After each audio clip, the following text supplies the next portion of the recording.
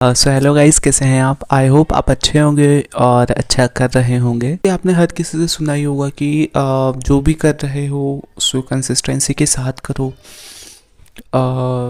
Hard work करो, discipline से रहो, ऐसा करो वैसा करो। पर यार ये सच बात है, हर किसी की लाइफ में कंसिस्टेंसी बहुत इम्पॉर्टेंट होती है। और मैं ये मानता हूँ कि यार हमें ना कोई मोटिवेट करने वाला चाहिए। बार बार रील स्क्रॉल करेंगे, कोई मोटिवेशन स्पीकर दिख जाएगा, वो 4 ज्ञान की बातें बता देगा तो आप मोटिवेट होते हो। एक काम करो, आज मैं आपको कोई ब्लेम नहीं कर रहा हूँ, बस एक काम करो, एक रीज़न ढूंढो, शांति से बैठो।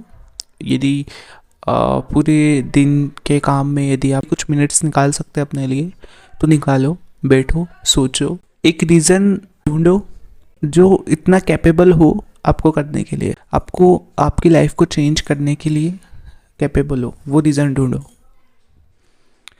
आई आई थॉट एक मिडिल क्लास बच्चे के लिए उसकी पेरेंट्स ही सबसे बड़ा रीज़न होते हैं उसे कुछ भी करने के लिए।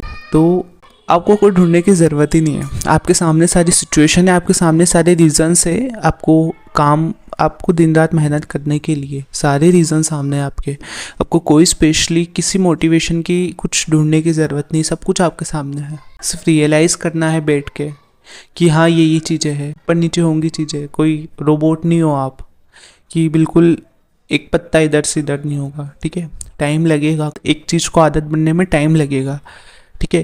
पर यदि आप चाहोगे, आप जानते हो कि मुझे यहाँ पहुँचना है, कि ये चीज़ें करना है, आपकी चाह आपको क्लियर है और ये भी क्लियर है कि मुझे कैसे क्या करना है, तो वो पहले बैठ के आप रियलाइज़ करो। आपको जिस दिन रियलाइज़ हो जाएगा आप अपने आप चीज़ें करने लग जाओगे। कोई भी व्यक्ति यदि आपको मोटिवेट करेगा वो उस टाइम के लिए रहेगा, आप नेक्स्ट डे से वापस वही चीज़ करने लग जाओगे। और नेक्स्ट डे क्या, आप स्क्रॉल करोगे और वापस कोई दूसरा इन्फ्लुएंसर आपको इन्फ्लुएंस करने लग जाएगा। कोई रील देख लोगे, आप हंस लोगे, आप थोड़ा इमोशनल हो जाओगे, चीज़ें दूसरी देखोगे और फिर अपने काम में लग जाओगे वापस। That's it.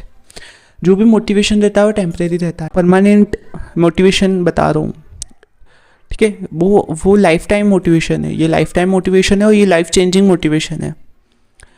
खुद रियलाइज़ कर लो, खुद अपने आप को रीज़न दो, हर सुबह उठ के अपने काम पे लगने का अपने आप को रीज़न दो, ठीक है। और पहली बात ये कि एक बार बैठ के सोच लेना, भागने दो, जो भाग रहा है भागने दो, सबको अपने अपने रेस में भागने दो, ठीक है।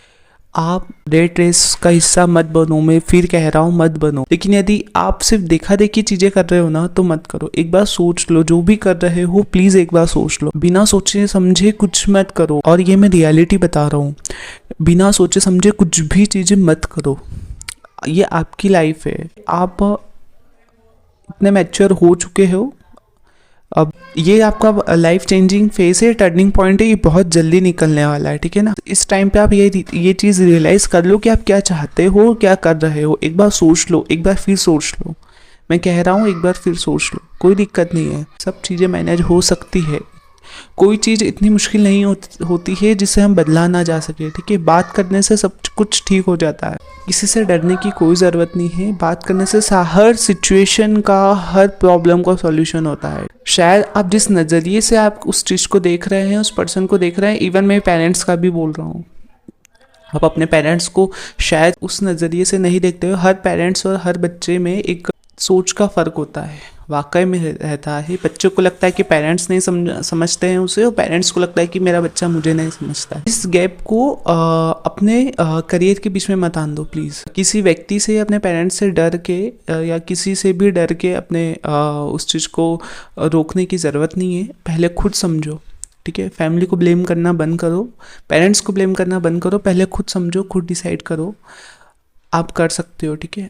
अपनी डिसीजंस खुद लो, खुद समझो, उसके बाद पेरेंट्स के सामने वो चीज़ रखो।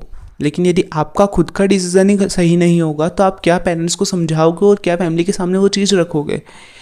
यदि आप सही हैं तो आप सब कुछ कर सकते हैं। यदि आपका डिसीज़न सही है, यदि आपका डिसीज़न फालतू या बकवास नहीं है, एक आपकी एज के हिसाब से आप जो कर रहे हो वो एक मजाकिया नहीं है, ये आप खुद समझदार हो, आपको पता है क्या सही है, क्या गलत है, क्या ज़रूरी है, ठीक है। यदि वो सही है तो आप किसी से भी लड़ लो, आप फैमिली को भी फेस कर लोगे, आप पेरेंट्स को समझा भी दोगे, वो समझ भी जाएंगे, कोई रुकावट ही नहीं है तो कोई रुकावट है ही नहीं, ठीक है। यहाँ से तो आप आराम से निकल जाओगे यदि आप सही हो तो सही और गलत की चीज़ों को समझ लो, खुद को पहले खुद जान लो कि आप सही हो या गलत, उसके बाद फिर ये सारी चीज़ें तो कोई प्रॉब्लम नहीं है, ये सब अपने आप निकल जाएगी। और बैठो आराम से, खुद को टाइम दो और चीज़ों को सॉर्ट आउट करो। So thank you and take care of yourself.